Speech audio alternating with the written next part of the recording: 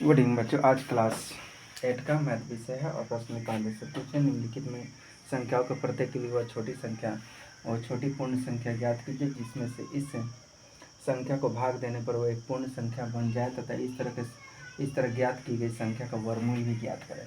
तो सबसे पहले ध्यान से सुनिए, दो सवाल है और इसमें से देखो सवाल है कि 2800 का वर्गमूल बनाएंगे तो दूसरे लगाएंगे 1400, फिर दूसरे लगाएंगे 700, दूसरे लगाएंगे 350, दूसरे लगाएंगे 175, फिर 500 लगाएंगे 35, फिर 500 लगाएंगे 735।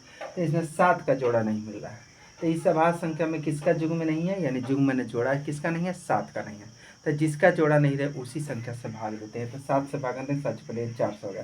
तो 400 को वर्गमूल बनाएंगे यानी 7 हटाएंगे। तो इसे जैसे इसमें से देखेंगे 2 4 दूगो दूगो दूगो, यानी जोड़ा अंक लगा दिए, 2 गुना 2, 2 गुना 2, 2 गुना 5 गुना 5। तो हमें सब में से एगो निकाल दिया।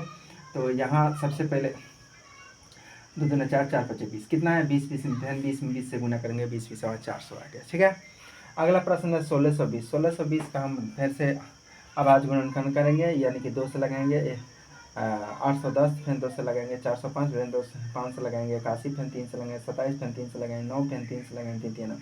तो इसमें देखेंगे फिर 5 से नहीं मिला, कितना, जिससे संख्या जुग्म किसी संख्या में अभाज्य गुणनखंड क्या है, 5 नहीं है, यानी 5 का जुग्म नहीं है, यानी 5 का जोड़ा नहीं है। तो इसलिए 5 से भागा देंगे। ऊपर कह रहा है कि भाग देने पर, या 5 से भागा देते हैं तो 5 से भागा देते हैं तो हमको कितना आता है, 324। कितना आता है, 324 आता है। तो 324 में देखो 324 सबसे पहले कि 324 का फैसला इसमें क्या है, 5 से, तो 5 हटा देंगे और जो संख्या बचेगा उसमें देखेंगे। तो 2 गुना 2, 3 गुना 3, 3 गुना 3, इसमें इसी का 2 गुना 2, 3 गुना 3, 3 गुना 3। तो यानी इसके सम दोनों में से जोड़ा में से एगो संख्या लेंगे, 2 3 3, तो 3 में 6 6 काटा रखेगा, फिर 18 में 18 से गुना करेंगे तो 324।